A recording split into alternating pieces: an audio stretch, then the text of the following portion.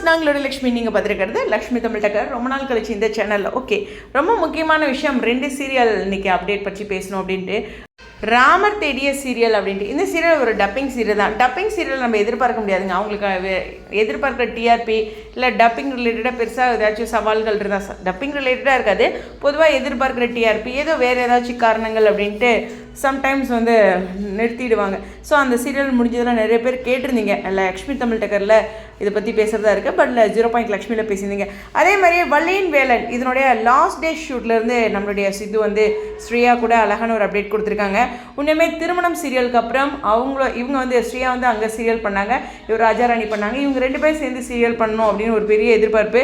வள்ளியின் வேலன் அப்பப்போ பார்ப்பேன். பட் இருந்தாலும் அதில் ஹீரோ சம்டைம்ஸ் ரொம்ப இல்லை நிறைய டைம் ரொம்பவே சூப்பராக மாஸாக பண்ணியிருப்பார். ஸோ ரொம்ப அழகாக அவரும் இந்த சீரியலில் பண்ணியிருந்தார்.